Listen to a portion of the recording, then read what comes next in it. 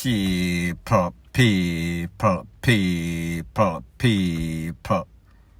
Que pasa, sac passe, what they do. Welcome to Crime Time News, where the difference is in the meds.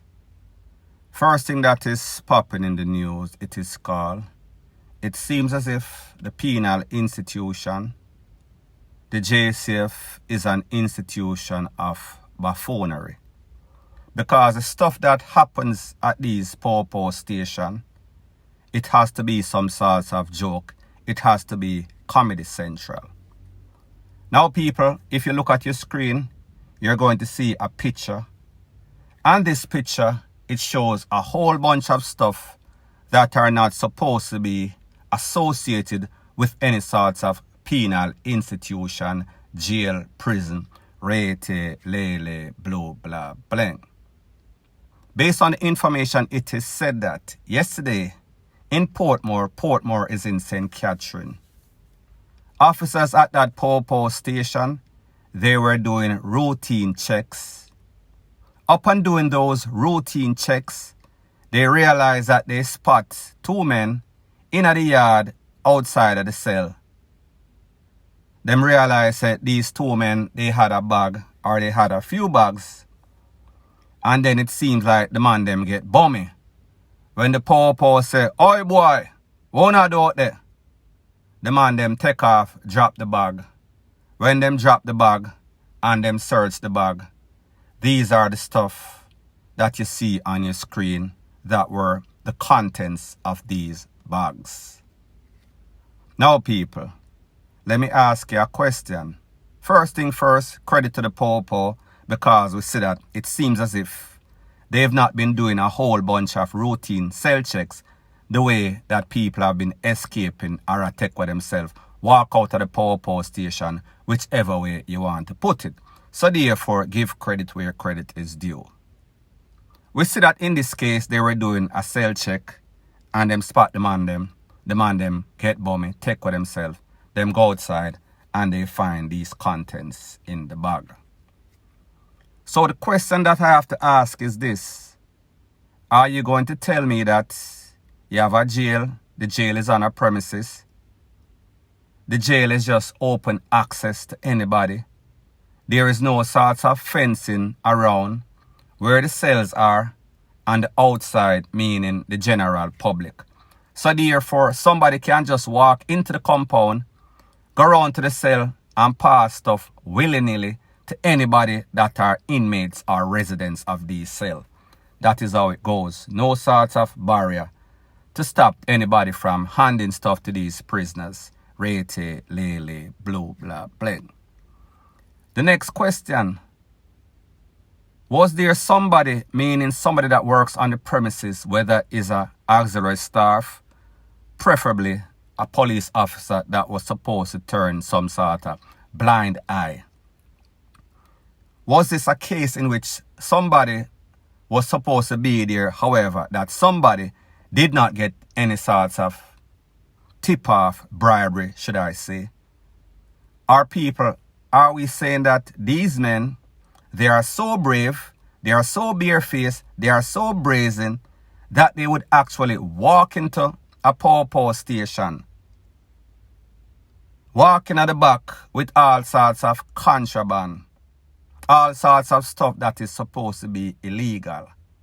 You're telling me that these people are that brave, or maybe are some madman with some bag, with some sorts of contraband that persons inside these facility might want to have. Them that barefaced people, persons are not going to take unusual risks unless them know, of course, listen, we stand a chance of getting through. And people, from the amount of contents in these bags, it would tell me that this is not the first time, this is not the second time. This is something that they've been doing for a little time and them get comfortable with it.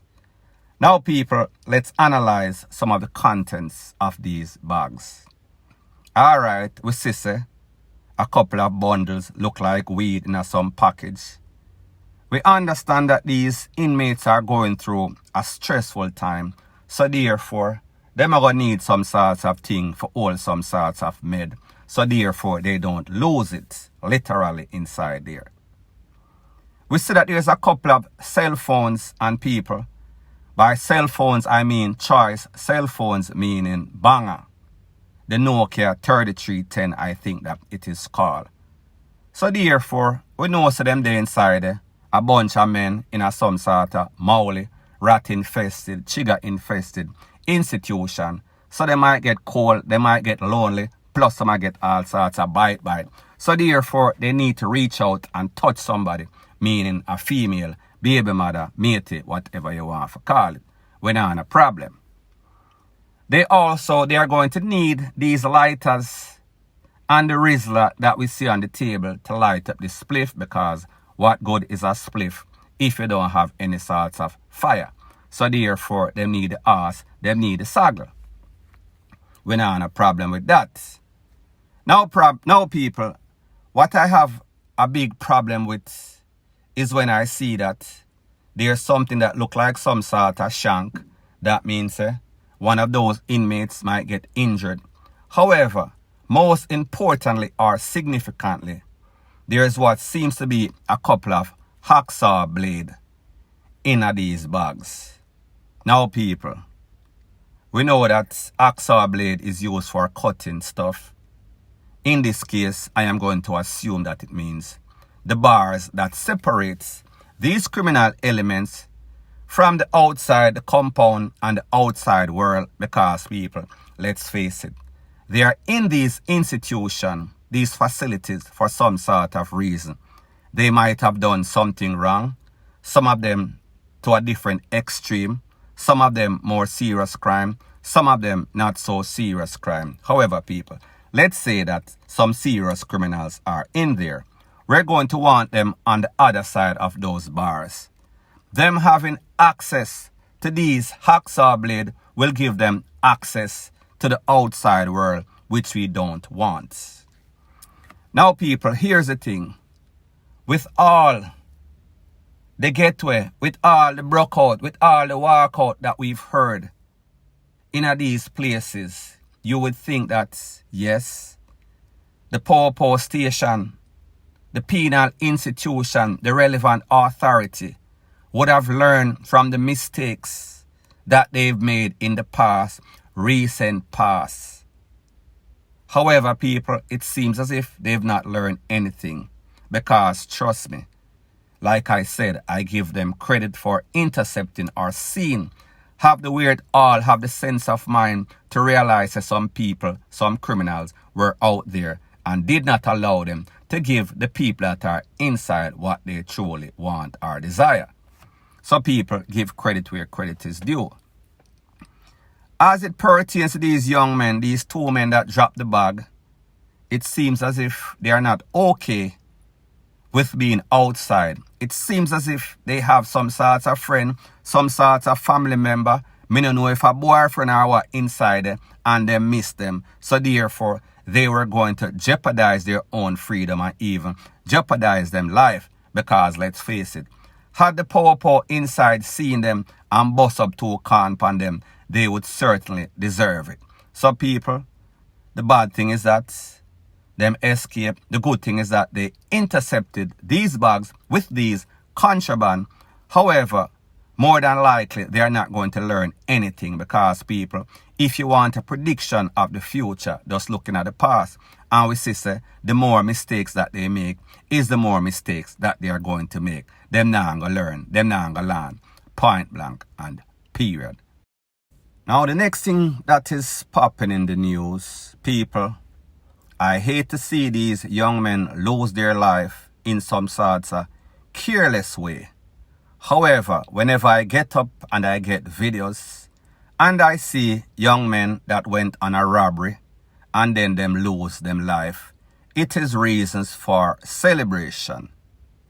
1 point a L for the thieves, the criminal, the murderer. They deserve everything that they get.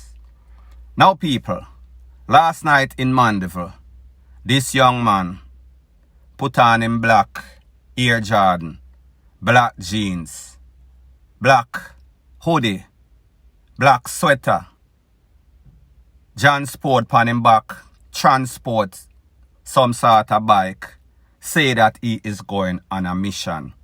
However, people, on that mission, the table turned because the people that was supposed to be the victim victimize the robber.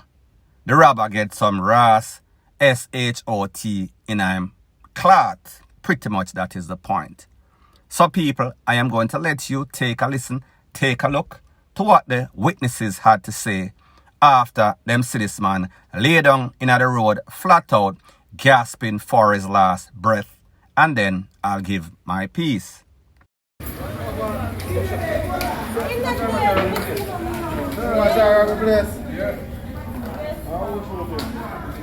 You have a gun for him, man?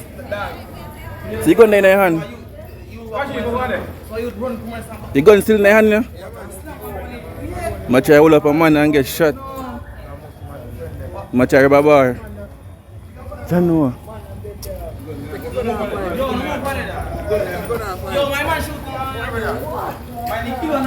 Iman, what did him dead dog? I did him dead.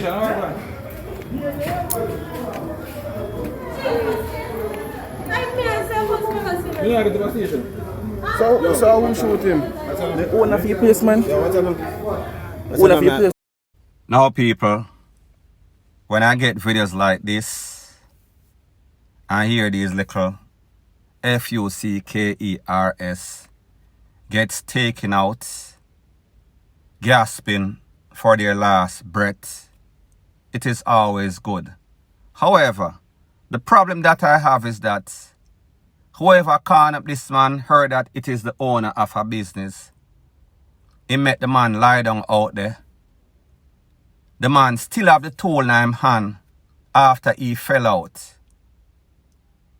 I guess the man knows whatever he gave him or how much rounds he gave him, more than likely he was not going to survive. However, me just say, put a little insurance and make sure say him not survive. Now people, like me say, this man was pretty much on his dying bed, literally. So therefore, maybe just the breath, maybe just his last, maybe just reflexes of his lungs that kept him moving or was moving none at all. However, it is not safe whenever you can up somebody and you leave them there and them have the tool in them hand. Anything can happen, any sorts of miracle. People couldn't get hurt, him couldn't turn around, have some sorts of life left and start blaze up the people with their own. So therefore, me just say, if you have to calm them up, make sure that you put the finishing touch on them, because trust me, you don't want to go to court and explain anything to the judge. So therefore, be the judge, be the jury, and also be the executioner, because the truth and the fact is that some of these people, them need nothing more or nothing less than some DEATH, on the spot, point blank, and period.